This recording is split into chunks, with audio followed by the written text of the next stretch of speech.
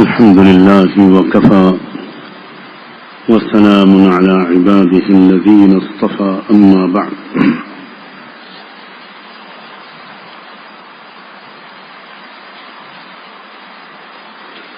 أعوذ بالله من الشيطان الرجيم بسم الله الرحمن الرحيم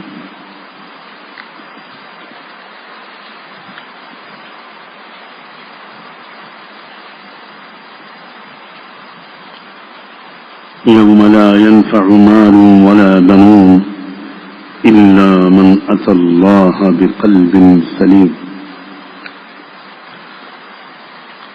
وقال صلى الله عليه وآله وسلم إن في الجسد مضغة إذا صلحت صلح الجسد كله وإذا فسدت فسد الجسد كله ألا وهي القلب سبحان ربك رب العزة عما يصفون وسلام على المرسلين والحمد لله رب العالمين اللهم صل على سيدنا محمد وعلى آل سيدنا محمد وبارك وسلم اللهم صل على سيدنا محمد وعلى آل سيدنا محمد وبارك وسلم اللهم صل على سيدنا محمد وعلى آل سيدنا محمد وبارك وسلم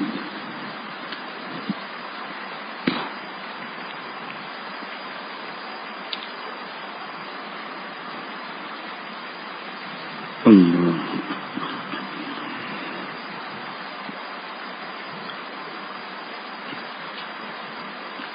پورے دین اور پوری شریعت کا اصل مقصود حاصل خلاصہ اور نچوڑ یہ ہے کہ ہمارا تعلق اپنے پیدا کرنے والے محسن اور شفیق پروردگار سے بھی اچھا ہو اور ہمارے تعلقات تمام رشتہ داروں سے اللہ کے بندوں سے ان سے بھی اچھے ہوں. بندے اور معبود کا رشتہ درست ہو اور بندوں کا بندیوں کا آپس میں رشتہ درست ہو.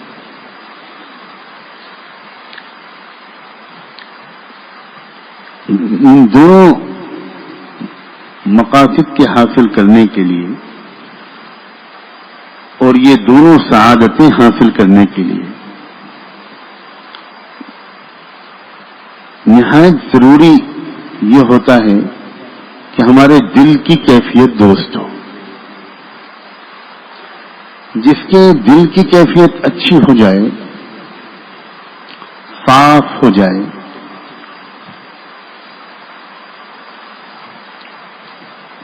اس کا تعلق اپنے رب سے بھی اچھا ہو جاتا ہے اور اس کا تعلق آپس میں ایک دوسرے سے بھی اچھا ہوتا ہے. جس کا دل صاف ہوتا ہے وہ ایک دوسرے کا برا نہیں چاہتا، ظلم نہیں کرتا، حق نہیں مارتا، دل نہیں دکھاتا، غیبت نہیں کرتا، بہتان نہیں لگا سکتا. وہ معاف کرتا ہے. اگر کوئی اس کے ساتھ کوئی اچھا سلوک نہ بھی کرے تب بھی جس کا دل کی کیفیت اچھی ہوتی ہے وہ بدلہ لینے کے بجائے معاف کرنے ہی کو پسند کرتا ہے.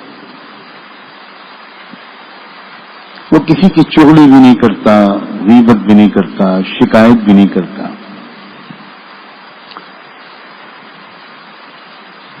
اس کا اپنے ماں باپ کے ساتھ تعلق بڑی آسانی کے ساتھ اچھا ہوتا ہے. جس کا دل اندر سے اچھا نہ ہو، مزاج اچھا نہ ہو، عادتیں اچھی نہ ہو، اسے تو بڑا مجاہدہ کرنا پڑتا ہے ہر قدم پر. ماں باپ کے ساتھ بھی اس کو تعلقات اچھا رکھنا مستقل طور پر آسان نہیں ہوتا. وہ بڑے زوروں میں ارادہ کرتا ہے کہ میں آج سے اپنے تعلقات اپنے ماں باپ سے اچھے رکھوں گا، اور 2-4 دن کے بعد پھر اس کی طبیعت کا غصہ اس کے اوپر غالب آ جاتا ہے. پھر پرانی بگڑی ہوئی عادت کی وجہ سے پھر وہ کوئی چلہا جملہ اپنے ماں باپ سے کہہ دیتا ہے، تیکھی نگاہ سے اپنے باپ کو اپنی ماں کو دیکھ لیتا ہے. اور جس کے دل کے اندر کی کیفیت ٹھیک ہو جائے گی، تکبر ختم، غصہ ختم، تواضع آ گئی، صبر آ گیا،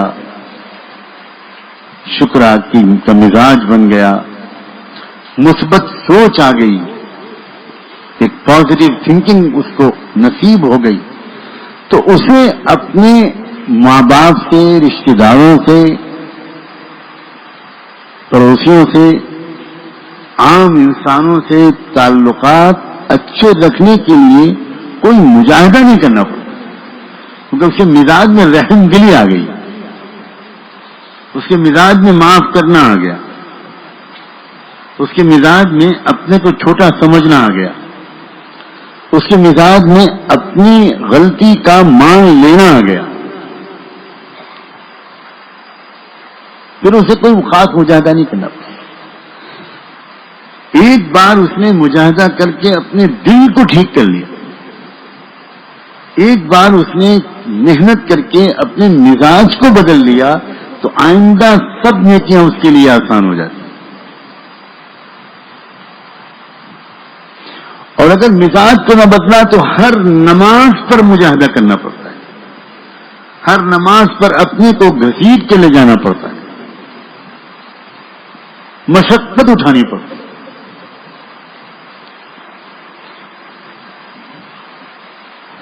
ذرا ذرا سی بات پر رشتہ داروں سے جھگڑا ہونے کا خطرہ رہتا ہے اگر مزاج نہیں بدلا. ایک بار مزاج بدل جائے پھر اللہ سے تعلق بھی بہت آسان اور مخلوق سے تعلق بھی آسان، پھر دل صاف ہو جائے. سمجھداری کی بات ہے عزیزوں، یہ سمجھداری کی بات ہے کہ زندگی بھر ہر نماز کے لیے، ہر نیکی کے لیے، ہر گناہ سے بچنے کے لیے اتنے سخت مجاہدہ کرتے رہنے کے بجائے انسان تھوڑے دن اپنے دل کو، اپنے مزاج کو بدلنے پر مجاہدہ کر لے، آگے کا کام آسان، پھر آسان ہو جائے.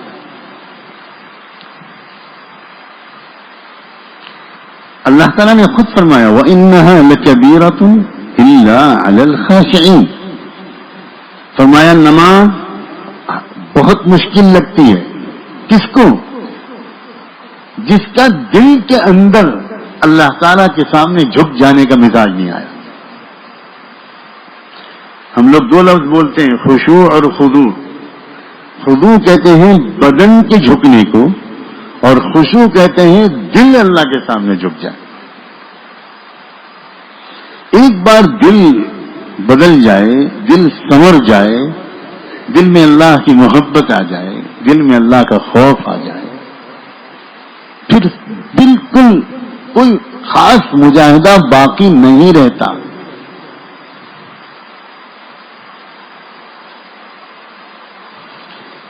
اور مزاج کی تبدیلی کا فائدہ انسان کو اسی دنیا میں محسوس ہونا شروع ہو جاتا ہے. ایک گھر میں کئی لوگ رہتے ہیں. مان لیجئے میں ایک مثال دیتا ہوں، ایک ساس اور ایک اس کی بہو. اگر ان دونوں کا مزاج اچھا ہے، ان کا دل نرم ہے، ان کے اخلاق اچھے ہیں، ان کے اندر غصہ نہیں، تکبر نہیں، ضد نہیں، اپنی منمانی کی عادت نہیں، تو یہ ساس اور بہو میں اتنے خوبصورت تعلقات ہوں گے کہ اجنبی آدمی دیکھ کر یہ سمجھے گا کہ یہ لگتا ہے کہ یہ اس ماں کی اکلوتی بیٹی ہے. سمجھ ہی نہیں پائیں گے لوگ کہ یہ ساس اور بہو ہے. جھگڑے کیوں ہوتے ہیں؟ چاہے وہ ساس اور بہو میں ہوتے ہوں، نند اور بابج میں ہوتے ہوں، بھائی بھائی میں ہوتے ہوں، کاروبار میں شریک لوگوں میں ہوتے ہوں، پارٹنر میں ہوتے ہوں، کیوں ہوتے ہیں؟ جبکہ بنیادی طور پر دل کی خرابی کی وجہ سے، مزاج کی خرابی کی وجہ سے. ساری زندگی انسان اس مزاج کی خرابی کی وجہ سے ایک بوجھ ڈھوتا پھرتا ہے، بڑا بھاری بوجھ، ٹینشن میں رہتا ہے، اس کی صحت پر اس کا اثر پڑتا ہے، اس کے مزاج کی شگفتگی پر اس کا اثر پڑتا ہے، اس کا موڈ اکھڑا رہتا ہے، اس کی یادداشت پہ اثر پڑتا ہے، اس کی ایکٹیویٹیز اور سرگرمی پہ اثر پڑتا ہے. چہرہ دیکھ کر اندازہ ہو جاتا ہے کہ یہ آدمی ٹینشن میں ہے. اور یہی مزاج کی خوبی، یہی کام آئے گی آخرت میں. یہی مزاج کا بن جانا، دل کا بدل جانا، یہی کام آئے گا آخرت. یہی دنیا میں کام آتا ہے، یہی آخرت میں کام آئے.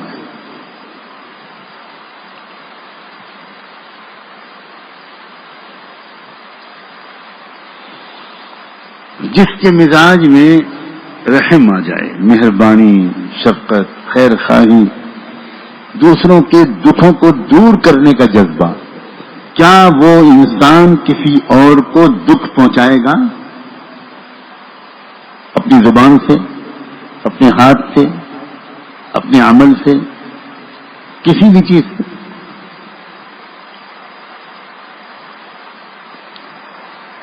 اس وقت ایک بڑی تعداد ان لوگوں کی تو تیار ہے. ابھی میں دوسری بات کہہ رہا ہوں کہ جو 5 وقت کی نماز پڑھنے لگے، لباس بھی ان کا بدل گیا، چہرہ بھی ان کا بدل گیا، اور وہ رمضان کے روزے بھی رکھنے لگے، تلاوت بھی کر لیتے ہیں، اور بھی کچھ اچھے کام کر لیتے ہیں. یہی لوگ ہیں جو عام طور پر اس وقت گویا دینی مجلسوں میں، مسجدوں میں، اجتماعوں میں نظر آتے ہیں.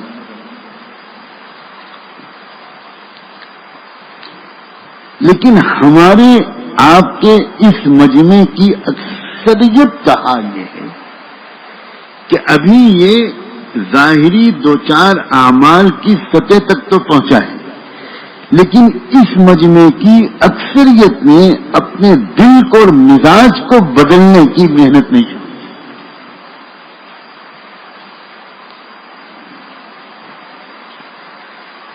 اس کی ضرورت کا اس کو پورا احساس نہیں ہوا، اس کا طریقہ اس کو معلوم نہیں ہوا، وہ اس کی اہمیت نہیں سمجھ سکا، یا اس نے اس کے لیے ابھی تک اپنے وقت کو فارغ نہیں کیا، ہمت نہیں کی. اس اگلے مرحلے کی ضرورت کو سمجھنا ہے. دیکھو، ایک طبقہ تو وہ ہے ہمارا، بہت پیارا ہے، اچھا ہے، ہمارے اپنے لوگ ہیں، وہ جو ابھی تک پابندی سے گویا نماز روزے پر نہیں آیا. میں یہاں پر اس طبقے کی بات نہیں کر رہا ہوں، میں اس طبقے کی بات کر رہا ہوں جس سے ہمارا آپ کا تعلق ہے، جو جماعتوں میں نکلا یا اور کسی طریقے سے اس کو اتنی توفیق ملی کہ وہ نمازیں پڑھنے لگا، اس نے اپنا لباس بھی بہتر کر لیا، اور کچھ اعمال تھوڑے بہت وہ کرنے لگا. اب یہ اس کو جب مسلمان دینداروں کا مجمع کہیں بیٹھتا ہے تو یہی مجمع ہوتا ہے. دین کے لیے جب کوئی لوگ کہیں جمع ہوتے ہیں تو یہی لوگ ہوتے ہیں. لیکن اب اس طبقے کی اکثریت کا حال آپ ذرا سا جائزہ لیں، اپنے دل کو دیکھیں. کیا ہمارے مزاجوں میں مستقل طور پر تبدیلیاں آئی ہیں؟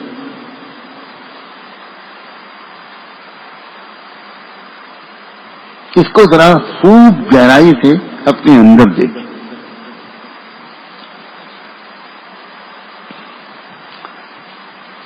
کیا اللہ تعالیٰ کی محبت جیسی ہمارے دل میں ہونی چاہیے کیا ہمارے دل میں اللہ کی محبت آئی ہے؟ اللہ کی محبت زیادہ ہے یا اپنی شہوتوں کی محبت زیادہ ہے؟ اللہ کی محبت زیادہ ہے یا اپنے کسی دوست کی محبت زیادہ ہے؟ اللہ کی محبت زیادہ ہے یا مال کی محبت زیادہ ہے؟ اللہ کی محبت زیادہ ہے یا اس دنیاوی زندگی کی محبت زیادہ ہے؟ بے شک ہم سب میں ابھی بہت کمی ہے. جہاں تک اللہ کی محبت کا سوال ہے، شرمندگی کے ساتھ اعتراف ہے کہ محبت تو ابھی تک ہماری سمجھ میں بھی نہیں آئی کہ اللہ کی محبت کسے. کچھ علامتیں ہیں، ان سے ہم ٹٹول سکتے ہیں. جس سے محبت ہوتی ہے اسے یاد دلانا پڑتا ہے. کیوں بھائی؟ جس سے بھی انسان کو محبت ہوتی ہے وہ خود بخود یاد آتا ہے. اللہ ہم کو خود بخود یاد نہیں آتا. ہم مجلس میں بیٹھتے ہیں، اللہ کا تذکرہ ہوتا ہے، اس وقت اللہ یاد آتا ہے. لیکن چلتے پھرتے اٹھتے بیٹھتے کھاتے پیتے سواری پر سوار ہوتے بیوی بچوں کے ساتھ بیٹھ کر اپنی نارمل زندگی میں اس وقت اللہ صرف اس کو یاد آتا ہے جس کو اللہ سے محبت ہو. محبوب جو ہوتا ہے وہ رہ رہ کر یاد آتا ہے.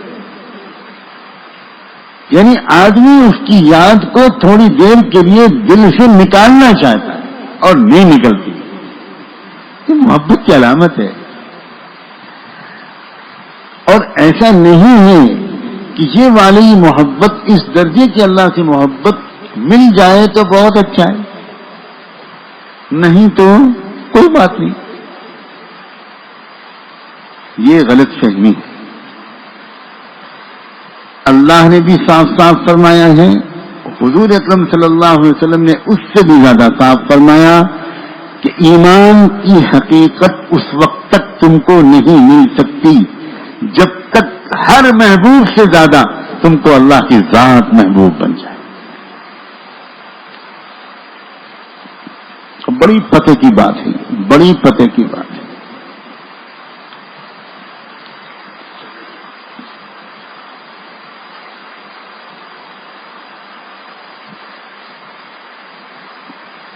اللہ تعالیٰ کی محبت کی کیفیت دل کو صاف کر دیتے ہیں.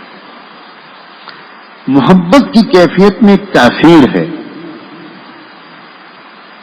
کہ جہاں دل کو اللہ تعالیٰ سے محبت کا تعلق نصیب ہونا شروع ہوا اور دل سے بڑے بڑے گناہ نکلنے شروع ہوئے. عزیزو، اپنے گناہوں کے لیے آپ سب پریشان ہو. اللہ آپ کی پریشانی پر نظر کرم فرمائے. الحمدللہ اس بات کا احساس ہے کہ تعداد ہے جو اندر سے بے چین ہے کہ مجھ سے گناہ چھوٹے. اور جب کوئی یہ موضوع چھیڑتا ہے تو ایسا لگتا ہے کہ کسی نے اس کے دل کے تاروں کو چھیڑ دیا. ہر ایک یہ سمجھنے لگتا ہے کہ آج تو بس میرا تذکرہ ہے. گناہوں سے پیچھا چھڑانے کی ایک عجیب ترکیب ہے اپنے رب سے محبت کرنا شروع کر. محبت کرنے والا دل گناہ کے دھبے کو برداشت نہیں کر سکتا. خود بخود انسان کو الگ الگ گناہوں سے چھٹکارا پانے کی کوشش کیے بغیر اس کی دل سے گناہوں کا جذبہ ختم ہو جاتا ہے.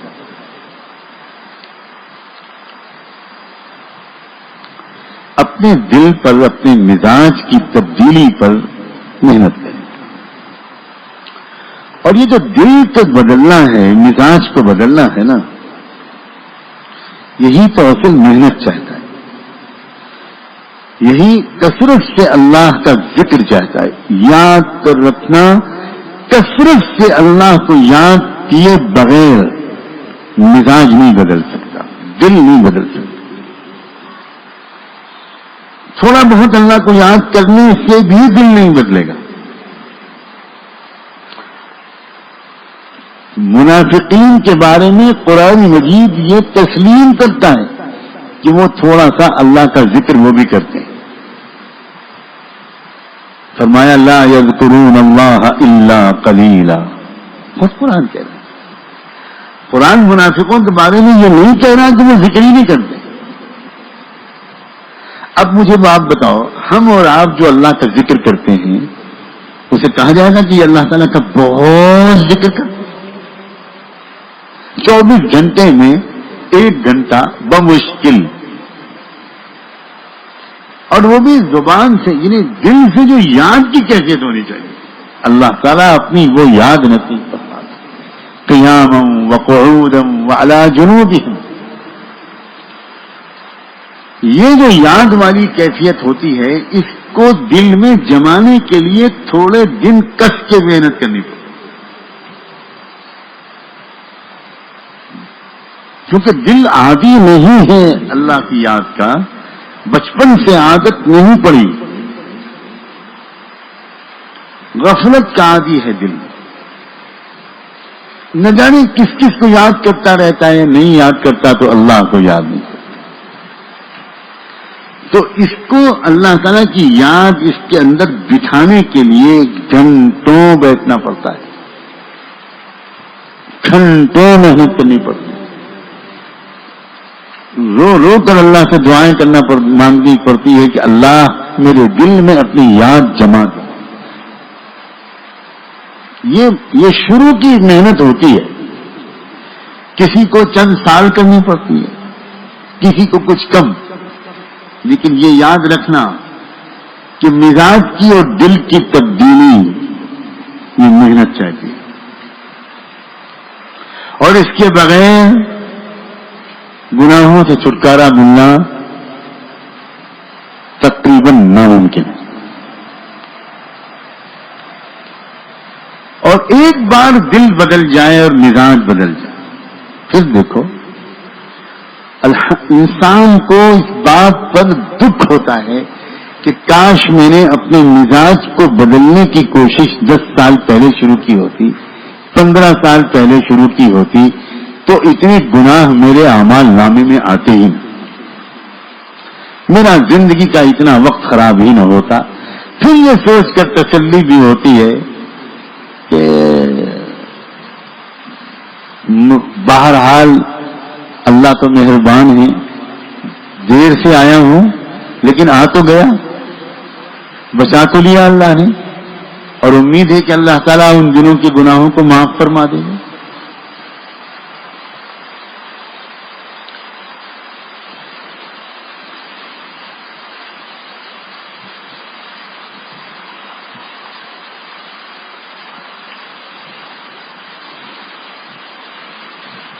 جب دل اور مزاج بدل جاتا ہے تو اللہ تعالیٰ کے سینکڑوں حکموں پر اور اسلام کے ہزاروں شعبوں پر عمل کرنا فطری طور پر آسان ہو جاتا ہے. مزاج بدل گیا تو انسان سخی ہو جاتا ہے، سخاوت آ جاتی ہے. جہاں اس کو نظر آتا ہے کہ یہاں 4 پیسے مجھے خرچ کرنے چاہیے، اللہ راضی ہوگا، اس غریب بھائی بہن کی مدد ہوگی، اس دین کے کام میں میرا حصہ ہوگا، وہاں انسان بڑی آسانی کے ساتھ اپنا مال خرچ کرتا ہے. مزاج بدل جاتا ہے تو آدمی کے اندر قناعت آ جاتی ہے. قناعت کا مطلب یہ کہ جو اس کے لیے قسمت میں لکھا ہے وہ اس پر خوش رہتا ہے. ایک بڑی دل کی خرابی کی کیفیت یہ ہوتی ہے کہ انسان دوسروں کو جو ملی ہوئی ہوتی ہیں نعمتیں، وہ ان کو دیکھ دیکھ کر اڑتا رہتا ہے، جلتا رہتا ہے، پریشان ہوتا رہتا ہے. یہ بھی مجھے مل جاتا، یہ بھی مجھے مل جاتا، یہ بھی مجھے مل جاتا. دوسروں کی جو صلاحیتیں ہوتی ہیں ان کو دیکھ کر پریشان ہوتا ہے. کسی انسان میں صلاحیت ہے، کوئی بہت اچھی صلاحیت ہے، بہت اچھی بیان کر لیتا ہے، بہت اچھا مضمون لکھ لیتا ہے، بہت اچھی اس کی علمی صلاحیت ہے، بڑا آگے ہے. اب ایک انسان وہ ہے، سب کو ایک کی صلاحیتیں نہیں ملتی، اور بیکار کوئی ہوتا نہیں، یہ بھی ذہن میں رکھو. اسی لیے اللہ تعالیٰ نے ایک بڑی پیاری نصیحت فرمائی، وَلَا تَتَمَنَّوْا مَا فَضَّلَ اللَّهُ بِهِ بَعْضَكُمْ عَلَىٰ بَعْضٍ۔ دیکھو تم میں سے کسی کو اللہ نے کچھ دیا اور کسی کو کچھ دیا، کسی کو کوئی چیز زیادہ دے دی، کسی کو کچھ چیز کم دے دی، ان چیزوں کی تمنا مت کیا کرو۔ تم تو یہ سوچو کہ مجھے میرے اللہ نے جو بنایا ہے، میں اپنی اس وجود کے ساتھ ایک اچھا انسان اور اسلام کا خادم میں کیسے بن سکتا۔ دنیا میں سارے لوگ ایک سے ہوتے سب تو دنیا چل پاتی، دنیا کے لحاظ سے بھی، عقل کے لحاظ سے بھی، مال کے لحاظ سے بھی، علم کے لحاظ سے بھی، صلاحیتوں کے لحاظ سے بھی اللہ تعالیٰ نے بہت الگ الگ قسم کے اپنے بندے بنائے۔ یہ اللہ تعالیٰ کی پلاننگ ہے۔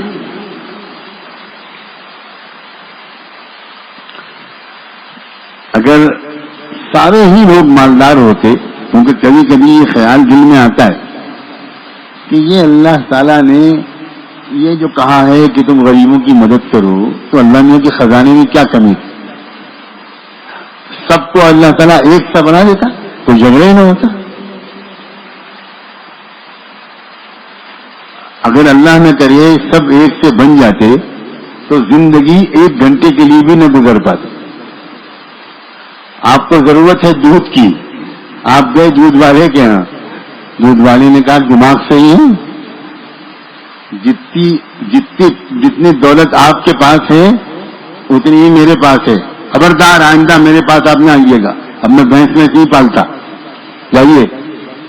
آپ کو مکان بنانا ہے، آپ نے کسی کو تلاش کیا کبھی کون کانٹریکٹر ہے اور کون لیبر ہے اور کون بڑھئی ہے اور کون کیا ہے، کوئی ہے ہی نہیں۔ آپ کسی کے پاس گئے کہ ہمارا مکان بنا دو، انہوں نے کہا تم خود والی بلڈنگ بنا دو۔ آپ کو اپنی بلڈنگ میں وائرنگ کی ضرورت ہے، آپ کسی الیکٹریشین کے پاس گئے، اس نے کہا کہ بھائی اب ختم وہ زمانہ، اب کچھ نہیں، جتنے پیسے آپ کے پاس ہیں اتنے میرے پاس ہیں، میں کیوں وائرنگ کروں، آپ خود کرو۔ نہ کسی ٹرین کو ڈرائیور ملتا، نہ کسی جہاز کو پائلٹ ملتا، نہ کسی بس کو ڈرائیور ملتا، نہ کہیں کچھ ملتا ہی نہیں، دنیا چل ہی نہیں سکتی تھی۔ بالکل یہی صورتحال زندگی کے ہر پہلو کے لیے۔ انسان مست ہو اس قسمت کو پا کر جو اللہ نے اس کے لیے لکھی ہے،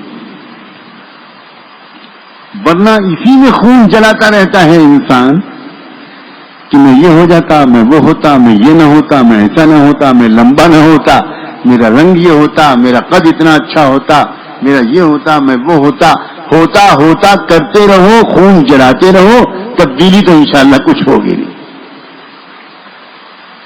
یہ جو کیفیت ہے یہ بھی اس سے جڑی ہوئی ہے کہ انسان کو قناعت نصیب نہیں ہے۔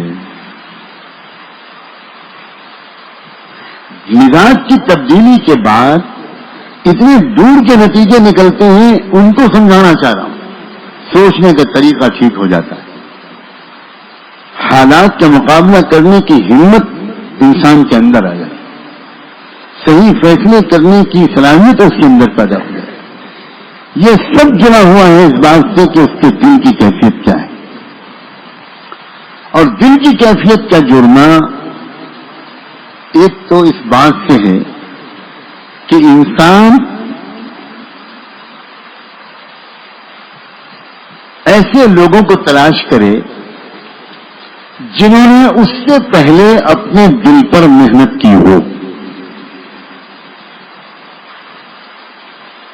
اور ان کے مزاج میں تبدیلی آئی ہو۔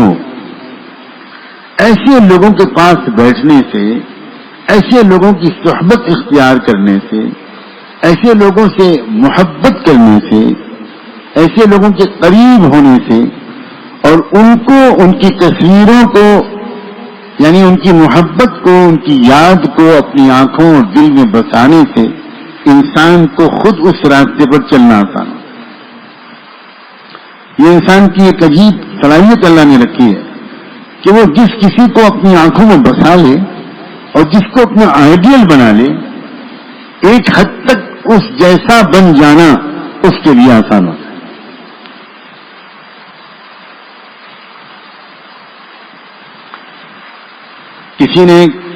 کسی اللہ کے عارف بندے نے پوچھا تھا کہ یہ جو آپ لوگ کہتے ہیں کہ اللہ والوں کے پاس رہنا چاہیے، ساتھ رہنا چاہیے، کتنے دن رہنا چاہیے؟ تو انہوں نے جواب دیا اس وقت تک رہنا چاہیے جب تک تم خود ان جیسے نہ بن جاؤ. حتی تکونوا مثلہم. اور ایسی مشابہتیں اترتی ہیں جب دل کسی کے دل سے ملتا ہے، جب روح کسی کی روح سے ملتی ہے کہ صورت شکل میں بھی مشابہت نظر آنے لگتی ہے. یہ عجیب بات ہے. کبھی کوئی انسان صورت شکل میں مشابہت اپنے محبوب سے، اپنے شیخ سے، اپنے مرشد سے، وقت کے نبی اور رسول سے مصنوعی طور پر بتکلف اختیار کرنے کی کوشش نہیں کرتا. لیکن یہ عجیب و غریب بات ہے. حضرت سیدنا صدیق اکبر رضی اللہ تعالیٰ عنہ اس قدر مشابہ ہو گئے تھے اللہ کے رسول صلی اللہ علیہ وسلم کے کہ پہچاننا مشکل ہوتا ہے. اور یہی بات مجموعی طور پر اکثر صحابہ کی ہو گئی کہ اجنبی آنے والا پہچان ہی نہیں پاتا تھا کہ اس مجمع میں حضور کون سے ہیں. اور ہم نے اپنی دنیا میں، اس دنیا میں دیکھا بھی ہے اور پڑھا اور سنا تو بہت ہے. ہم نے ایسے اللہ والوں کے خادموں، عاشقوں اور ان کے جانشینوں، جانثاروں کو واللہ دیکھا ہے کہ ان کو ہم نے اپنے شیخ کی مانند ہوتے ہوئے دیکھا کہ نسبت جب ملتی ہے، جب اندر کی ایک مایا ایک سینے سے دوسرے سینے میں منتقل ہوتی ہے تو کیا کایا پلٹ کرتی ہے. اخلاق تو بدلتی ہی ہے، دل تو بدلتی ہی ہے، صورت شکل، چلنے پھرنے کا انداز، بولنے کا انداز، مسکرانے کا انداز، یہ بھی اس قدر ملتا جلتا ہونے لگتا ہے.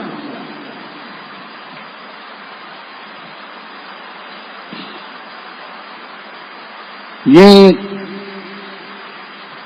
ایک میدان تھا جو ہمت والوں کے انتظار میں رہتا تھا اور ہمت والے اس میدان میں قدم بڑھاتے تھے.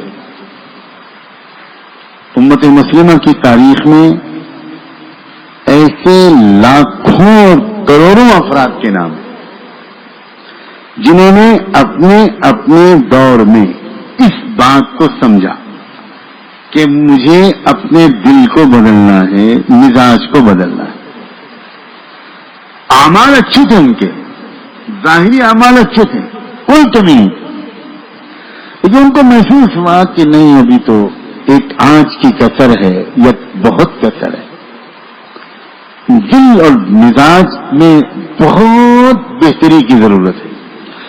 تو وہ اللہ کے بندے بس نکل کھڑے ہوتے تھے.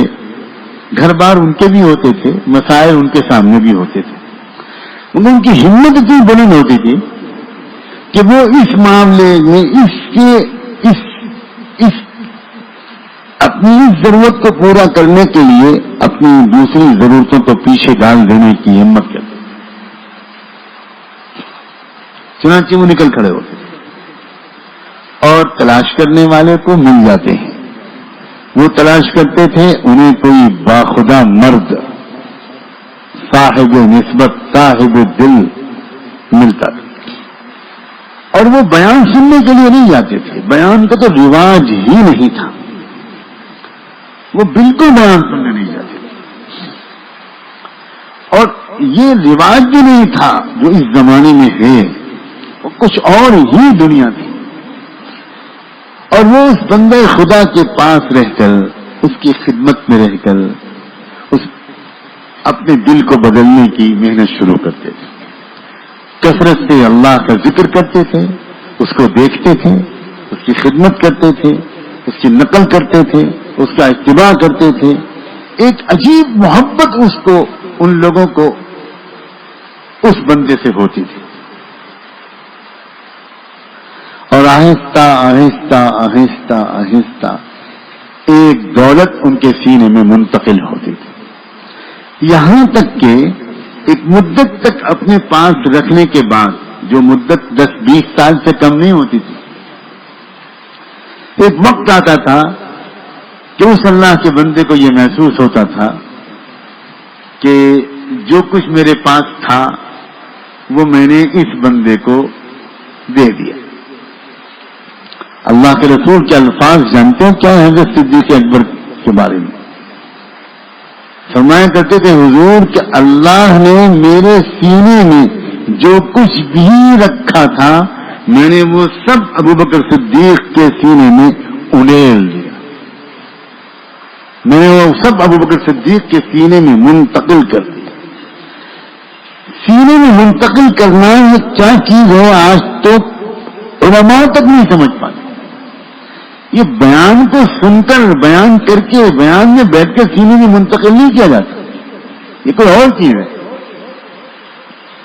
اللہ کے وہ بندے ان مشائخ کے پاس، ان بزرگان دین اور اولیاء اللہ کے پاس مدتیں رہتے تھے، اور بڑی فقر و فاقے کی زندگی ہوتی تھی، خانقاہوں میں کئی دن کے فاقے ہوتے تھے، مجاہدہ ہوتا تھا، لیکن عجیب اخلاص تھا، عجیب طلب ہوتی تھی، اور اسی پر اللہ تعالیٰ کی طرف سے نظر کرم ہوتی تھی۔ اور ایک مدت کے بعد جب وہ اللہ کا بندہ محسوس کرتا تھا تو کہتا تھا کہ بھائی اب تم کو یہاں رہنے کی ضرورت نہیں، اللہ نے تم کو وہ چیز دے دی جس کی تلاش تم کو یہاں لائی تھی، اب جاؤ، اب جاؤ فلاں جگہ بیٹھو، اور اللہ کے بندے جو تمہارے پاس آئیں اب ان کے سینے میں یہی چیز منتقل کرنے کی تم کوشش کرو۔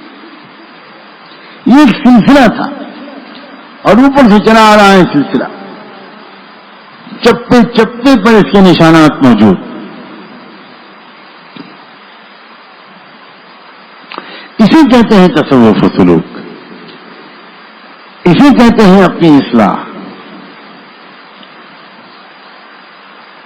ذرا اپنی سطح کو بلند کرو اللہ کے بندوں، ایک وہی سطح کہ بھئی چلو کچھ دن بیان سنیں گے، گھر کے جھمیلوں سے دور رہیں گے، بس ختم، بیان سن لیا، دعا مانگ لی، کسی نے جگا دیا تو جاگ گئے، بس یہ سطح بہت عرصے سے چل رہی ہے۔ جس چیز کا نام تصوف و سلوک ہے وہ اس سے بہت آگے کی سطح، بہت آگے کی سطح۔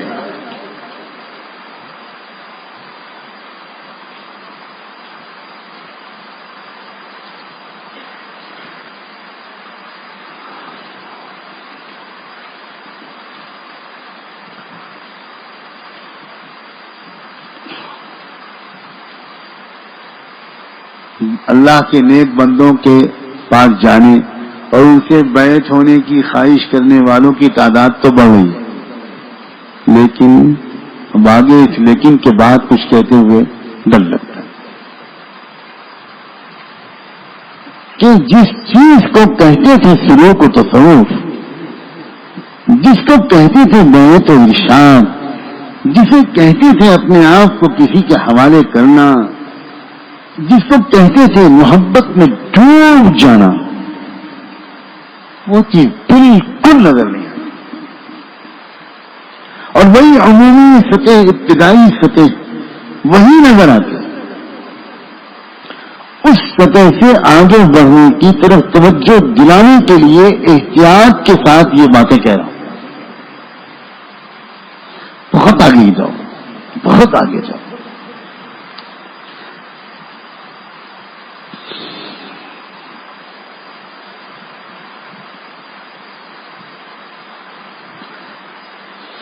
جو سچی طلب والے ہوتے ہیں، جب وہ اپنے محبوب سے ملنے کے لیے نکلتے ہیں تو اس وقت سے ہی ان کی دل کی کیفیت کچھ اور ہوتی ہے.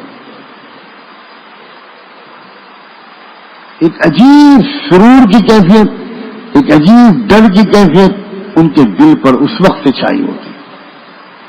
انہیں نفع ہوتا ہے, کیونکہ یاد رکھنا میرے عزیزو, انسان کو نفع اس کے اپنے اندر کی طلب والی کیفیت کے حساب سے ہوتا ہے.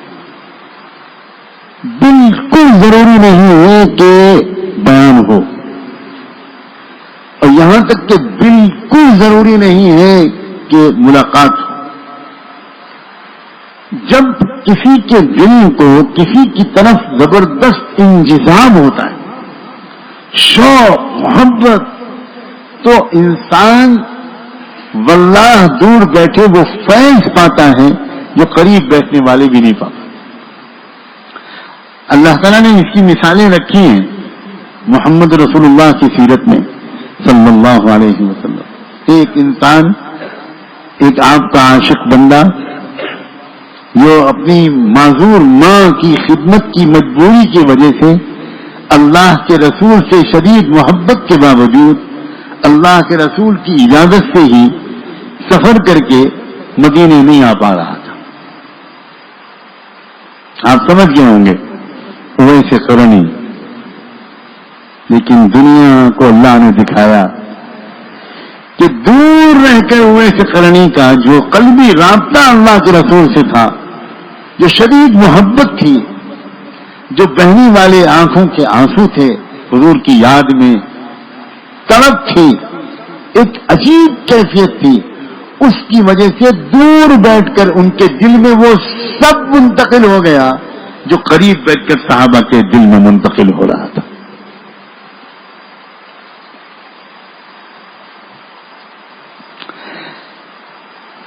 کیا اس بات کے سمجھنے کی استعداد بھی ہمارے اندر سے چلی گئی؟ میرے پہلے شیخ حضرت مولانا محمد احمد صاحب پرتاپ گڑھی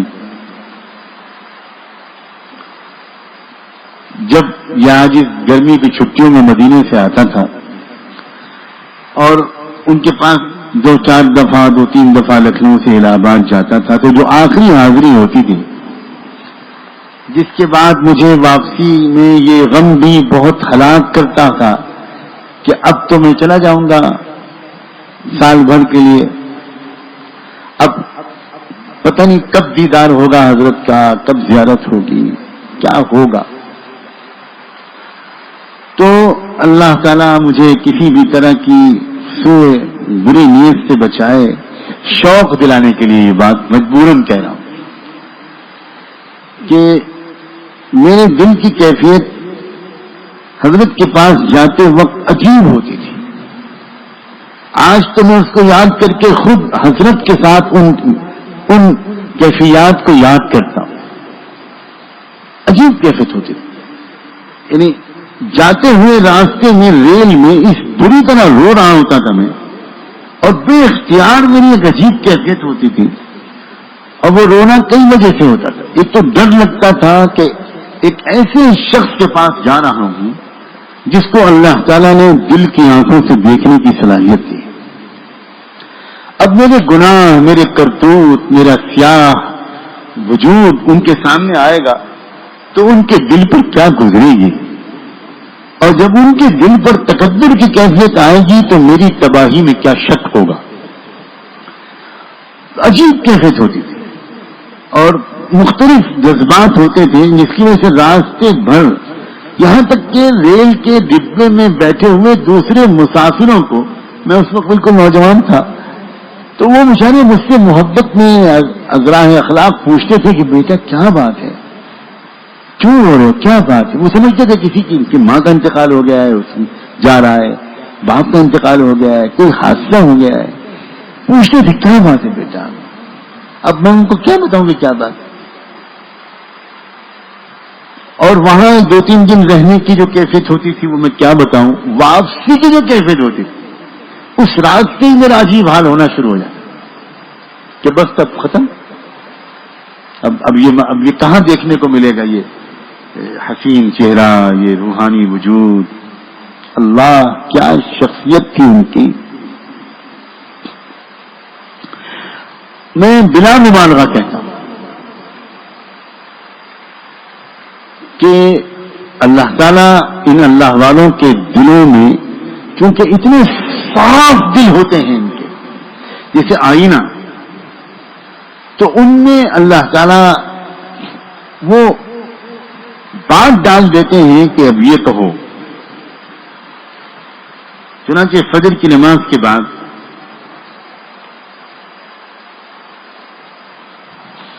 بیٹھ گئے سب حضرات، چائے آ گئی. حضرت اپنے ہاتھ سے مجھے پیالہ تھما کر چائے پلانے لگے. کیا پیالہ ہوتا تھا، کیا چائے ہوتی تھی. اللہ اکبر، محبت کی شراب ہوتی تھی. اس کے بعد اچانک حضرت ایک بار منہ چھڑا.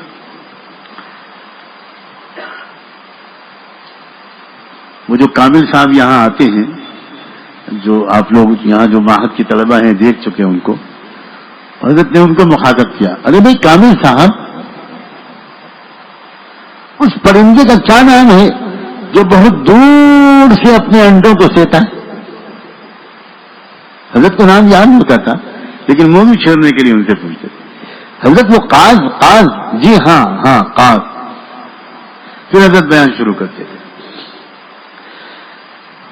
کہتے تھے کہ قاز پرندہ ایسا ہے کہ اس کی مادہ کو اللہ نے یہ صلاحیت دی ہے کہ وہ کسی ملک میں انڈے دے کر اور پھر اس کے بعد وہ سفر کر کے سینکڑوں ہزاروں میل دور کسی دوسرے ملک میں چلی جاتی ہے اور سینکڑوں ہزاروں میل دور سے بیٹھ کر اپنے انڈوں کو سیتی ہے وہ، اور وہاں سے وہ گرمی پہنچاتی ہے اپنے انڈوں میں، اور ایک مدت تک وہ یہ کام کرتی رہتی ہے یہاں تک کہ انڈوں میں سے بچے نکل آتے ہیں. اور پھر حضرت اچانک ایک دم سے رخ پلٹ کر میری طرف ہو کہتے تھے، مولوی سجاد صاحب آپ سوچیں، قاز کو اللہ تعالیٰ نے یہ صلاحیت دے دی کہ وہ دور بیٹھ کر اپنے انڈوں میں گرمی منتقل کرے. کیا اللہ والوں میں یہ تاثیر نہیں ہو سکتی کہ وہ دور بیٹھ کر اپنے چاہنے والوں کے دلوں کو گرما دیں؟ بالکل صاف معلوم ہوتا تھا کہ حضرت کو تسلی دے رہے ہیں، گھبراؤ مت. اے اللہ کے بندو، اس وادی سے واقف ہو.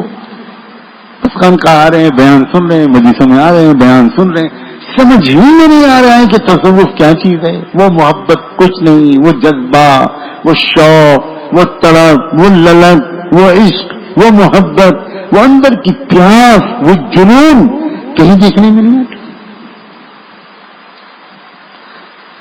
کیسے ہمارے دلوں میں تبدیلی آئے تو کیسے آئے؟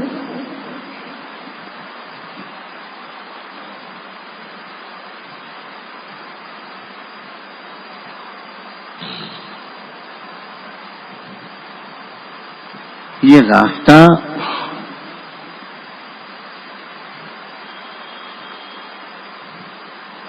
جس راستے کا نام ہے تصوف و سلوک، اس کا تعلق دل کے اندر کی کیفیت سے ہے. یہ چھپا ہوا معاملہ ہے، اظہار سے اس کے حسن کو داغ لگتا ہے، اظہار سے اس کی اندر سچیت آتی ہے. یہ بالکل چھپا ہوا رہا، اور جس کے دل کو کسی اللہ کے بندے سے اللہ کے لیے اس طرح کا عشق و محبت ہو جائے اور اس کو نفع نہ ہو، رب کعبہ کی قسم یہ ممکن ہی نہیں، یہ ممکن ہی نہیں. دور بیٹھ کر، واللہ دور بیٹھ محسوس ہو جاتا تھا.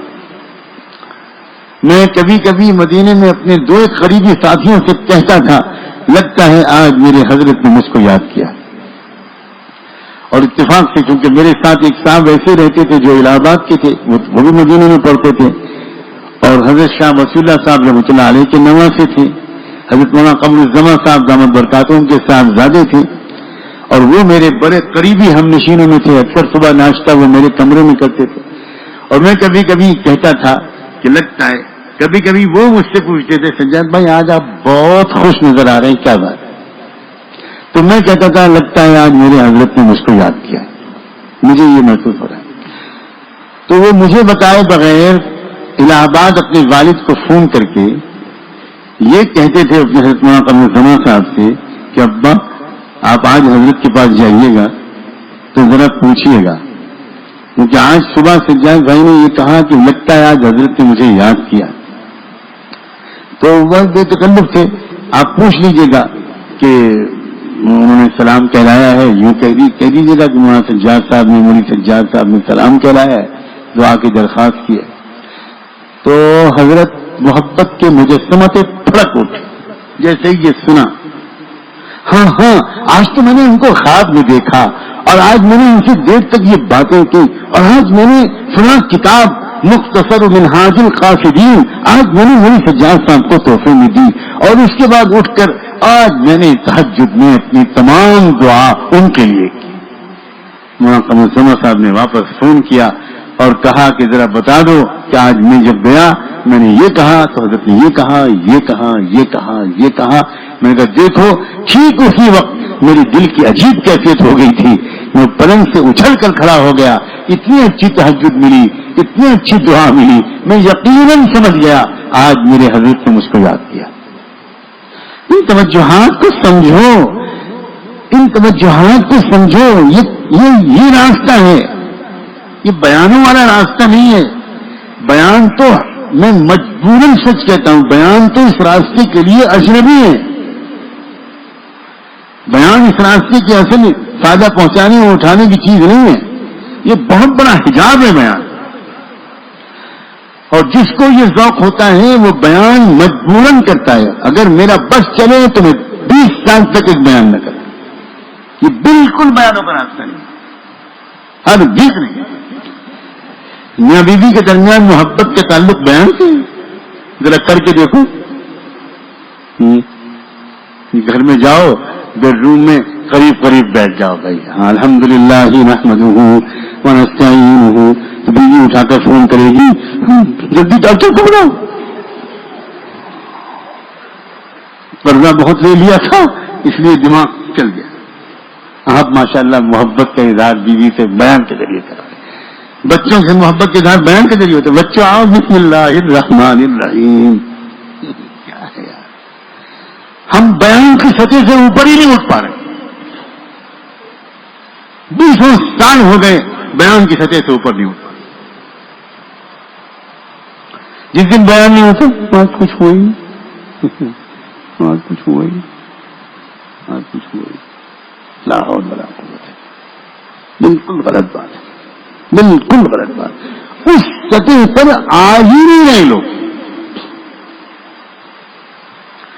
بالکل ابتدائی سطح پر باہر جیسے کوئی کھڑا ہوتا ہے دروازے پر، 10 سال گزر گئے وہیں کھڑے. کوئی محبت نہیں، کوئی عشق نہیں، کوئی یاد نہیں، کوئی معمولات کی پابندی نہیں، کوئی طرف نہیں. بالکل یاد رکھو یہ راستہ اس طرح طے نہیں ہو سکتا. دل کی تبدیلی، مزاج کی تبدیلی ہوئی نہیں سکتی. یہ محبت کا مادہ جس کے اندر جتنا زیادہ ہوگا وہ اسی بقدر فائدہ اٹھائے. اللہ والوں کو پوچھ لیا کرتے تھے کیا فلاں آیا ہوا ہے. ان کو خدا جانے کیسے احساس ہو جاتا ہے کہ میرا کوئی چاہنے والا ہے، میرا کوئی عاشق آیا ہے. ان کو محسوس ہو جاتا ہے. حضرت مولانا محمد صاحب پرتاپ گڑھی جب دنیا سے چلے گئے تو میرے 1 سال تو کیسا گزرا. اس کے بعد میں حضرت جی مولانا امام الحسین صاحب سے رجوع ہوا. نظام الدین مرکز میں تو عمومی ترتیب ہے اور میں بالکل عمومی ترتیب سے ہی وہاں جاتا تھا اور عمومی ترتیب سے ہی وہاں قیام کرتا تھا. کبھی بتاتا بھی نہیں تھا کہ میں آیا ہوں، حالانکہ وہ حضرات بڑا اہتمام کرتے تھے. حوض کے اوپر کبھی ٹھہر گیا، کبھی حوض کے بغل میں ٹھہر گیا، کبھی جوتیاں جہاں رکھی جاتی ہیں اس کے پاس میں نے اپنا بستر لگا لیا. اور ابھی وقت بھی نہیں آیا کہ میں کسی سے مدافع کروں، ملاقات کروں، کچھ نہیں. جا کے سیدھے بیان میں بیٹھ گیا. بیان سے اٹھا ہوں کہ تلاش ہو رہی ہے چاروں طرف. مولانا اظہار صاحب نے چاروں 6 لوگوں کو دوڑا رکھا ہے. ابھی دیکھو کہیں مولانا سجاد صاحب آئے، کہیں دیکھو مولانا سجاد صاحب، دیکھو وہ کہیں چھپے بیٹھے ہوں گے. کیسے معلوم ہو گیا؟ اللہ اپنے کمرے میں کونے میں بیٹھے ہوتے تھے حضرت جی میاں انعام نصرت صاحب، اور وہ بلا کر کہتے تھے کہ بھائی دیکھو معلوم ہوتا ہے کہ یہ مجھے سجاد صاحب آئے، ذرا تلاش کرو. کیسے خبر ہوگی؟ کیسے خبر ہو گئی ان کو؟ کیا ہو گیا یہ؟ اس لیے کہ میں، ان کا بھی حال یہ ہوتا تھا، بالکل یہی کیفیت میرے دل کی ہوتی تھی. میرا حال تو جنون کا یہ تھا، میں آج کھول کر بیان کروں کہ میں نظام الدین کے مرکز والی سڑک پر وہیں ٹیکسی سے اتر کر جوتے اتار کر چپل اتار کر ننگے پیر جاتا تھا. یہ دل نہیں چاہتا تھا کہ اپنے محبوب کی گلی میں جوتے پہن کے جاؤں. تب حضرت کی طرف سے اتنا فیضان ہوتا تھا، اتنی توجہات ہوتی تھی، اس قدر بس کیا بتاؤں. لوگ، میں حیران ہوتا تھا کہ اس بندہ خدا کو لوگ صرف تبلیغ کا امیر سمجھ رہے ہیں. یہ ہے کس مقام پر روحانی. چنانچہ ایک مرتبہ شیخ الحدیث حضرت مولانا زکریا صاحب سے میں نے اپنے کانوں سے سنا، یہ فرما رہے تھے، وہ میں مخاطب نہیں تھا، مخاطب اور بڑے لوگ تھے، لیکن میں بیٹھا ہوا تھا. فرمایا انہوں نے، اوروں پر تو تجلی صفات ہوتی ہے، مڑی انعام پر تو تجلی ذات ہے. یہ بات تو عام طور پر لوگ نہیں سمجھ پائیں گے کہ تجلی ذات کیا ہوتی ہے، تجلی صفات کیا ہوتی ہے. تو جب تک یہ محبت نہیں ہوگی، جب تک یہ عشق کی کیفیت ہے، جنون کی کیفیت نہیں ہوگی. صحابہ کرام کو حضور پاک صلی اللہ علیہ وآلہ وسلم سے جنون کی کمالی محبت تھی. خالی یہ نہیں تھی کہ بیان سن لیا، نصیحت سن لی، عمل کر لیا. وہ کہاں بیان کرتے تھے؟ لمبے سے لمبا خطبہ اللہ کے رسول صلی اللہ علیہ وسلم کا ایک بیان کو چھوڑ کر عام طور پر جو ہوا ہے وہ 7 سے 11 منٹ تک ہے، بس ختم.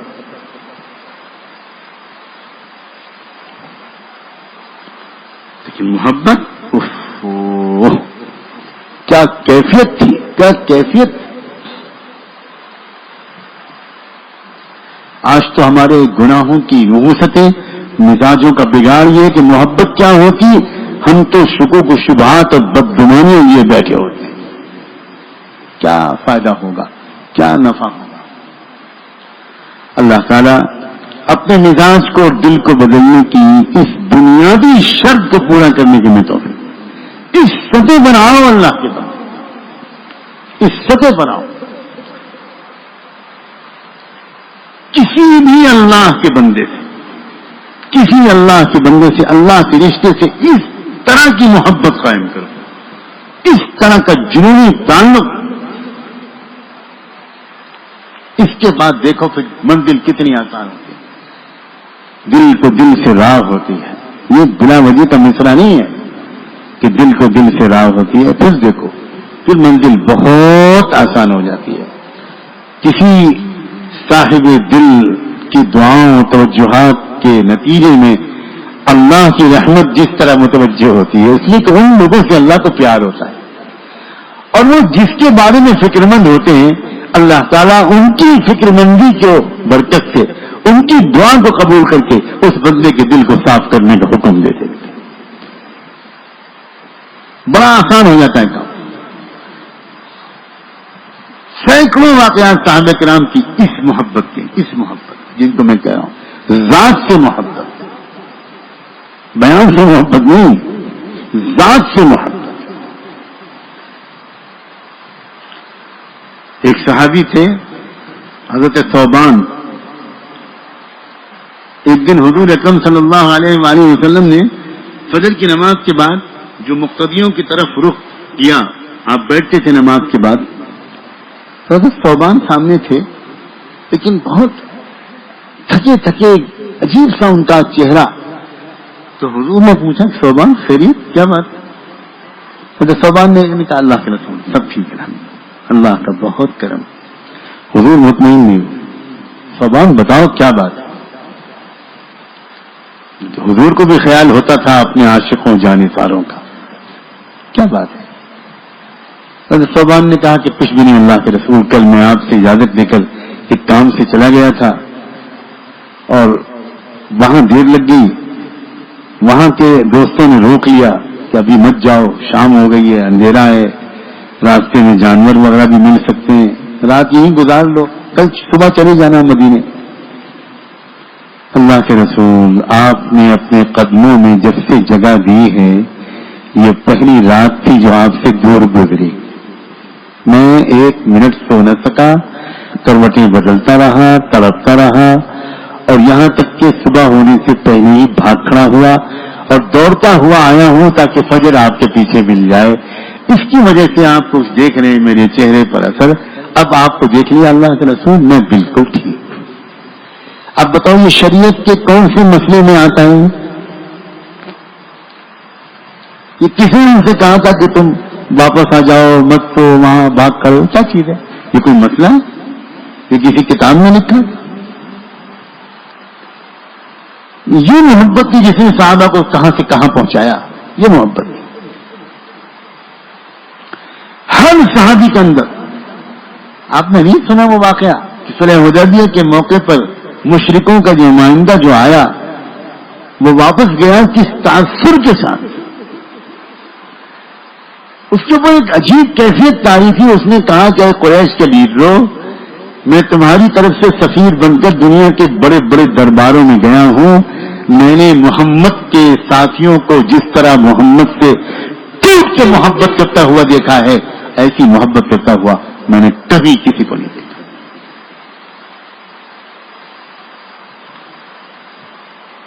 حضور صحابہ سے کہتے تھے کہ جب میں کلی کروں تو میرا پانی زمین میں مت گرنے دینا, کہتے تھے صحابہ. تو فضیلت سناتے تھے. یہ کیا چیز ہے؟ یہ شخص کی محبت, ذات کی محبت. اس سے جتنا اصلاح ہوتی ہے میں قسم کھا کے کہتا ہوں کسی اور سے, اس سے کیا پلٹ ہو جائے. اور میں کیا بتاؤں, اگر میں کہوں تو کہیں نقصان نہ ہو, کہ اگر شدید محبت ہوتی ہے تو اگر اپنی محنت میں کمی بھی ہوتی ہے تب بھی نقصان نہیں. وہ شدید محبت جو ہے وہ محنت کی کمی کو پورا کریں گے.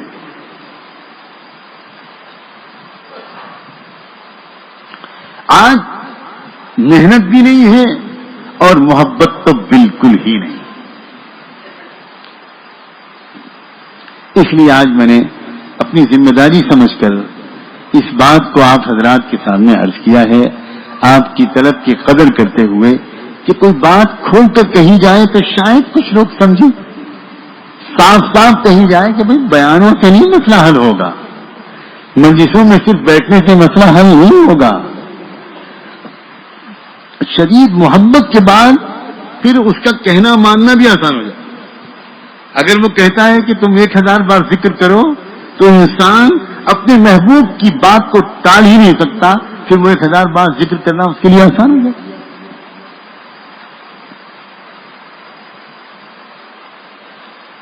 مراقبہ ہم سے 15 منٹ نہیں ہوتا, اور جو محبت والے ہیں ایک ایک نشست میں 6 گھنٹے کا مراقبہ کرتے ہیں, اور ایس منزل تک پہنچ جاتے ہیں کہ انہیں یقین ہی نہیں آتا جب وہ مراقبے سے سر اٹھاتے ہیں کہ 6 گھنٹے گزر گئے. وہ سمجھتے ہیں گھڑی میں کچھ گڑبڑ ہے, پھر دوسری گھڑی دیکھتے ہیں, پھر تیسری گھڑی دیکھتے ہیں, کچھ سمجھ نہیں آتا. اس لیے کہ ان کو مراقبے میں وہ لذت آ رہی ہوتی ہے, اور جس انسان کو جس چیز میں لذت آتی ہے اس کا وقت اس کو محسوس نہیں ہوتا. وقت تو اس میں محسوس ہوتا ہے جہاں بوجھ ہوتا ہے, جلدی سے بوجھ پٹک کے بھاگو, یہ مزاج ہوتا ہے. اور گھبرانا نہیں چاہیے, یہ مزاج شروع میں ہوتا ہے, لیکن لڑتے لڑتے مجاہدہ کرتے کرتے کرتے کرتے کرتے کرتے کرتے کرتے انسان اس اسٹیج میں داخل ہو جاتا ہے کہ اس کو لذت آنے لگتا ہے, سرور آنے لگتا ہے. اللہ تعالیٰ ان باتوں پر عمل کی ہم سب کو توفیق عطا فرمائے. دوستو آگے بڑھو, آگے بڑھو, آگے بڑھو, آگے بڑھو, آگے بڑھو. زندگی کا وقت بہت مختصر ہے. ہم پڑے رہیں گے ایک ہی سطح پر تو بعد میں بہت دکھ ہوگا کہ ہم بہت آگے جا سکتے تھے, ہم کیوں آگے نہیں گئے. اللہ تعالیٰ توفیق عطا فرمائے. سبحان اللہ و بحمدہ, سبحانک اللہم و بحمدک, نشهد أن لا إله إلا أنت, نستغفرك ونتوب إليك, نستغفرك ونتوب إليك, نستغفرك ونتوب إليك. اللهم صل على سيدنا محمد وعلى آل سيدنا محمد وبارك وسلم. اللہ اس عاجز و گنہگار کو معاف کر دیجئے. وہ باتیں یہ کہہ رہا ہے جن کے کہنے کا یہ بالکل اہل نہیں ہے. اے رب کریم، اے رب کریم، اس گستاخی کو معاف فرما، اس جسارت کو معاف فرما، اور ان دوستوں کی محبت میں جو کچھ کہہ دیا ہے اللہ اپنے کرم سے اس کا فائدہ عام فرما، سب کو فائدہ اٹھانے کی توفیق عطا فرما. رب کریم، ہم بڑے نااہل اور بے خبر نہ سمجھ لوگ ہیں. اللہ اس راستے سے ہم کیا حاصل کر سکتے تھے اور ہم نہیں حاصل کر رہے. رب کریم، کب چھٹکارا ملے گا ہم کو اس ناسمجھی سے، اس پست ہمتی سے. اللہ ہم کو اپنے اپنے مشائخ سے شدید محبت نصیب فرما، شدید محبت نصیب فرما، شدید محبت نصیب فرما، عشق کی کیفیت نصیب فرما، جنونی کیفیت نصیب فرما. اللہ لوگ پاگل کہنے لگے، دیوانہ کہنے لگے، اللہ لوگ دیوانہ کہنے لگے، ایسی محبت عطا فرما. اللہ کسی اللہ والے کے دل کو ہماری طرف بھی متوجہ فرما. اللہ ہم فقیر و مسکین ہیں. سنا ہے آپ کے نیک بندوں کی توجہ جس کی طرف ہو جاتی ہے اور اللہ اس کے دل کی کایا پلٹ جاتی ہے، اس کے دل کی دنیا سنور جاتی ہے. رب کریم، ہم اس لائق تو نہیں ہیں مگر محتاج تو ہیں. اللہ اپنے کسی نیک بندے کے دل کو اسی محبت کے ساتھ ہماری طرف بھی متوجہ فرما دیجیے، متوجہ فرما دیجیے، متوجہ فرما دیجیے، متوجہ فرما دیجیے. کسی کی دعاؤں میں ہمارا حصہ لگ جائے، اللہ کوئی ہمارے لیے دعا کرنے والا بن جائے. سنا ہے مشائخ اللہ تہجد کے وقت میں اپنے سالکین کے لیے خوب دعائیں کرتے ہیں. اللہ ہمارا بھی تو ان دعاؤں میں حصہ لگوا دیجیے، ہمارا ان دعاؤں میں حصہ لگوا دیجیے. رب کریم، رب کریم، رب کریم، رب کریم، ہم الف با بھی تو نہیں پڑھ پا رہے ہیں، ہمارے سبق پکے کر دیجیے، ہمیں آگے بڑھا دیجیے، ہمیں آگے بڑھا دیجیے. اپنی محبت دے دیجیے، اپنی یاد دے دیجیے، اپنی خشیت دے دیجیے. شہوتوں سے چھٹکارا دے دیجیے اللہ، شہوتوں کی غلامی سے چھٹکارا دے دیجیے اللہ، شہوتوں کی غلامی سے چھٹکارا دے دیجیے. اللہ ہمارے یہ عزیز نوجوان اللہ بڑے بڑے بڑے مخلوط ماحولوں میں رہتے ہیں. اللہ جدھر نظر ڈالتے ہیں ادھر عریانیت اور بے حیائی ہوتی ہے. یہ اپنی نگاہوں کو کیسے بچائے، یہ اپنے دل کو کیسے بچائے. اللہ پھر بھی غنیمت ہے، کروڑوں نوجوانوں سے بہتر ہیں آپ کی محبوب کی امت کے یہ نوجوان. ایک بار بدنظری ہو جاتی ہے تو رو بھی لیتے ہیں، پریشان بھی ہو جاتے ہیں. اللہ اپنے چانٹا تھپڑ بھی مارنے لگتے ہیں، اپنے کو سزا بھی دینے لگتے ہیں، روزہ بھی رکھنے لگتے ہیں، اعتکاف بھی کر لیتے ہیں. اللہ اتنے ہی کو غنیمت سمجھ لیجئے. اللہ اس دور میں تو شاید آپ اسی کو کافی سمجھ لیں. اللہ پیار کر لیجئے ہم سب سے، اللہ ہم سب کو پیار کر لیجئے، ہم سب کو اپنے قدموں کو پر لے اللہ قربان ہو جانے کی توفیق عطا فرما. اللہ ہم سب کو اپنا قرب کا احساس عطا فرما. سخت ہو گئے ہیں ہمارے دل، ہمارے دلوں کو نرم کر دیجئے. بے حس ہو گئے ہیں، بے شعور ہو گئے ہیں ہمارے دل، ہمارے دلوں کو احساس عطا فرما. رب کریم، رب کریم، رب کریم، اگر کوئی بات ایسی منہ سے نکلی ہو اللہ جو ان لوگوں کی شایان شان نہ ہو تو کہنے والے کو معاف فرما، کہنے والے کو معاف فرما. کیا حق پہنچتا ہے کہنے والے کو ان باتوں کے کہنے کا. اللہ معاف فرما. سلیقہ نہیں ہے اس لیے کچھ سے کچھ کہہ جاتا ہوں. اللہ معاف فرما، معاف فرما، معاف فرما، معاف فرما، معاف فرما، معاف فرما، معاف فرما. اللہ بھی ہم نے تعلیم میں سنا تھا افطار کے وقت کی دعا قبول ہوتی ہے، ہر دعا قبول ہوتی ہے، کوئی دعا رد نہیں ہوتی.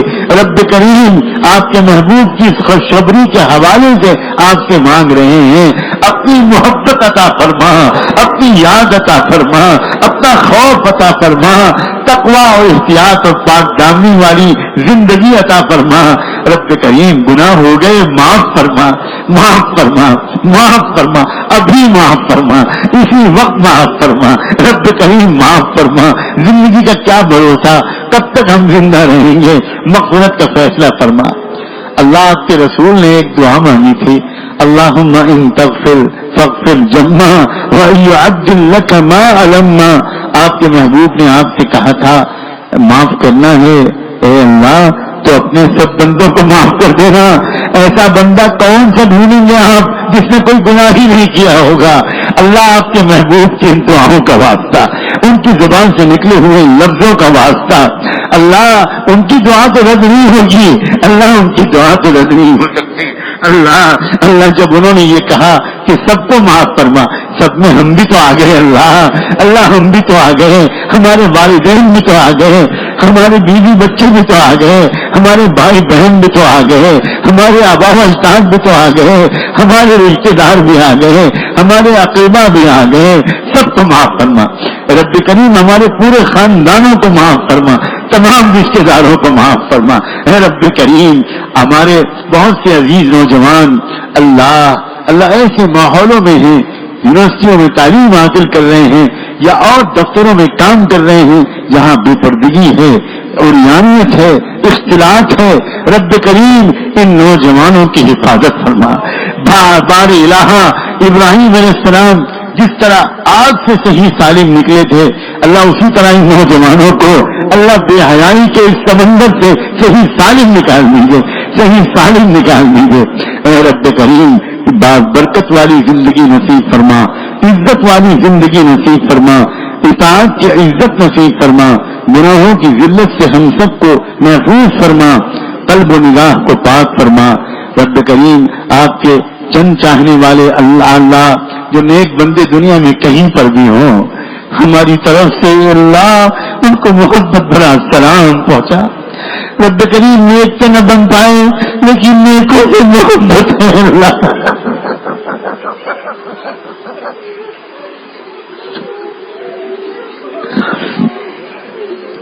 احب الصالحین ولست منهم، احب الصالحین ولست منهم، لعل اللہ يرزقنی صلاحا، لعل اللہ يرزقنی صلاحا، لعل اللہ يرزقنی صلاحا.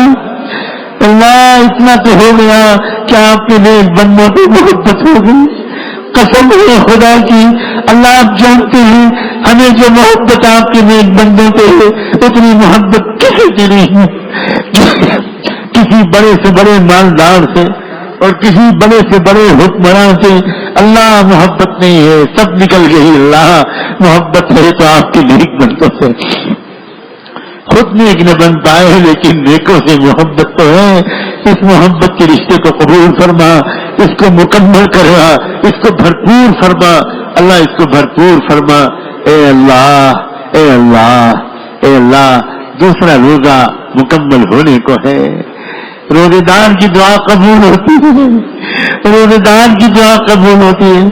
اللہ حضور نے یہ نہیں کہا کہ مقبول روزے دار کی دعا قبول ہوتی ہے، حضور نے یہ نہیں کہا کہ بس روزے دار کی دعا قبول ہوتی ہے جو روزے کو سنت کے مطابق پورا کرے. اللہ حضور کے لفظوں پر قربان جائیں، انہوں نے تو عام بات کہی. ان کو پتا تھا کہ ان کی امت میں ہم جیسے روزے دار بھی تو ہوں گے، اس لیے انہوں نے عام بات کہی. ان کے عام لفظوں کا لحاظ کر لیجئے اللہ، اور ہمیں بھی ان روزے داروں میں شامل کر لیجئے. مغفرت کر دیجئے، مغفرت کر دیجئے اللہ، مغفرت کر دیجئے اللہ، مغفرت کر دیجئے اللہ، معاف کر دیجئے. دل کو صاف کر دیجئے، مزاج کو بدل دیجئے. رب کریم مزاج کو بدل دیجئے. ہم سب کو اللہ آج قبول فرما لیجیے. اللہ مقبولین کی فہرست میں لکھ لیجیے، مقبولین کی فہرست میں لکھ لیجیے، صالحین کی فہرست میں ہمارا نام لکھ لیجیے، مومنین کی فہرست میں ہمارا نام لکھ لیجیے، مخلصین کی فہرست میں ہمارا نام لکھ لیجیے، متقین کی فہرست میں ہمارا نام لکھ لیجیے، محسنین کی فہرست میں ہمارا نام لکھ لیجیے. رب کریم، آپ کی کچھ بندیاں بھی یہاں آئی ہوئی ہیں، وہ بھی ان دعاؤں میں آمین کہہ رہی ہیں. رب کریم، آنچل پھیلا پھیلا کر، دوپٹے پھیلا پھیلا کر اللہ وہ بندیاں آپ کے سامنے رو رو کر آمین کہہ رہی ہیں، ان کی آمین کو بھی قبول فرما، ان کی دعاؤں کو قبول فرما. اللہ ان کو بھی سکھ بھری زندگی نصیب فرما، خوشیوں بھری زندگی ہم سب کو نصیب فرما. اللہ ہماری تمام مستورات کو اللہ اپنی اپنی سسرالوں میں نہایت محبت اور خوشیاں اور قدر نصیب فرما، اور ان کو اپنے سسرالوں کا محبوب بنا کر رکھ، اور ان کو اپنے رشتے داروں کی بھرپور خدمت کرنے کی توفیق عطا فرما۔ اور ہماری اللہ جن بچوں اور بچیوں کی بھی شادیاں نہیں ہوئی، اللہ ان کے لیے بہت نیک صالح اور پاک دامن جوڑے مقدر فرما، نیک صالح اور پاک دامن جوڑے مقدر فرما، اور ان کی زواجی زندگی کو بھی اللہ خوشیوں سے بھرپور فرما۔ اللہ روزی میں برکت دے دیجئے، آسان روزی دے دیجئے، روزی کے پیچھے زیادہ وقت برباد نہ کرنا پڑے۔ اللہ ہم چاہتے ہیں، دل چاہتا ہے ہم زیادہ وقت تو اللہ آپ کے ذکر میں لگائیں، علم کے حاصل کرنے میں لگائیں، نیک لوگوں کی صحبت میں بیٹھنے میں لگائیں، اور دین کی محنتوں میں لگائیں۔ اللہ ہماری زندگی کی ایسی ہی ترتیب بنوا دیجئے، ایسی ہی ترتیب بنوا دیجئے۔ رب کریم ملک کے حالات پر رحم فرما، نظر کرم فرما، نظر کرم فرما۔ رب کریم کل ہونے والے امتحان میں پورے ملک کے ایمان والوں کو کامیاب فرما، پورے ملک کے ایمان والوں کو کامیاب فرما۔ 100% شرک و کفر کی مجلسوں کو بائیکاٹ کرنے کی ہر ایمان والے کو توفیق عطا فرما۔ کوئی اپنے بچوں کو اسکولوں میں نہ بھیجے، یہ فیصلہ کرنے کی تمام سرپرستوں کو توفیق عطا فرما، تمام سرپرستوں کو توفیق عطا فرما۔ اور اللہ بدامنی سے محفوظ فرما، بدامنی سے محفوظ فرما۔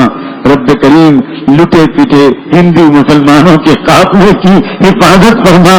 کوئی سہارا نہیں ہے، کوئی ظاہری سہارا نہیں ہے، کوئی پرسان حال نہیں ہے۔ ایک یتیم امت ہے، ایک یتیم امت ہے، ایک یتیم امت ہے۔ آپ کا سہارا مانگ رہے ہیں، اپنا سہارا نصیب فرما۔ اور اللہ اپنے محبوب تک یہ پیغام پہنچا دے، اے خاصان رسول وقت دعا ہے، اے خاصان رسول وقت دعا ہے۔ امت پہ تیری یہاں کے عجب وقت پڑا ہے، امت پہ تیری یہاں کے عجب وقت پڑا ہے۔ ربنا آتنا فی الدنیا حسنہ وفی الآخرۃ حسنہ وقنا عذاب النار۔